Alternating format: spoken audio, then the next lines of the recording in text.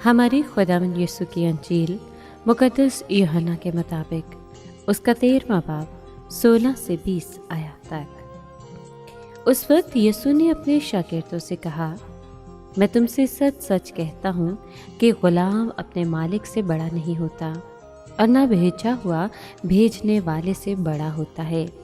अगर तुम ये बातें समझकर उन पर अमल करते हो तो तुम मुबारक हो। मैं तुम सब की बाबत नहीं कहता, जिन्हें मैंने चुना है उन्हें मैं जानता हूँ, लेकिन ये इसलिए है कि ये नविश्ता पूरा हो कि जो मेरी रोटी खाता है उसी ने मुझ पर एड़ी उठाई है। अब मैं उसके होने से पेशतर तुम्हें जताता हूँ, ताकि जब हो जाए तो तुम ईमान लाओ कि मैं वही हूँ।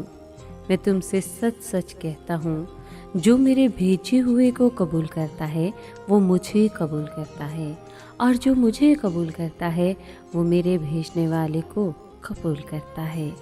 पाक कलाम के पढ़े और सुने जाने पर खुदावंद की बरकत हो, खुदा का शुक्र हो। अजीज मोमिनीन, यीशु अपने शागिर्दों को अपनी गिरफ्तारी और मौत के खौफ से बरी करता है। यीशु ने कहता है कि उसका साया हमेशा उनकी हिफाजत करता रहेगा।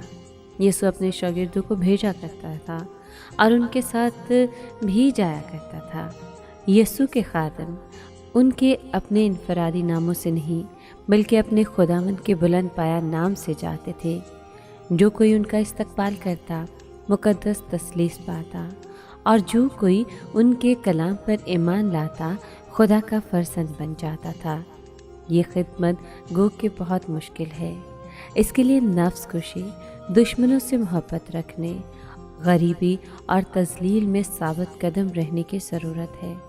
इसके अलावा वो जानते थे कि खुद खुदा उनके अंदर क़याम करता है।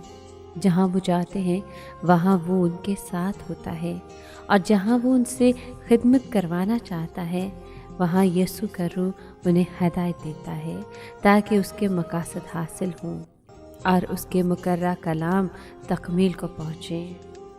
आइए दुआ करें कि खुदावंद यीशु मसीह, जब तक मैं तेरा खादिम नहीं बनता, जब तक मैं अपने अंदर तुझको समो नहीं लेता, ये भेद जानने के लिए मेरी मदद कर।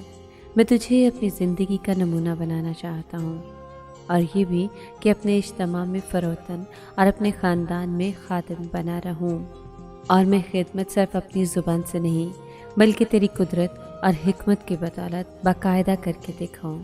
मुझे ऐसी तौफीक अता फरमा। आमीन।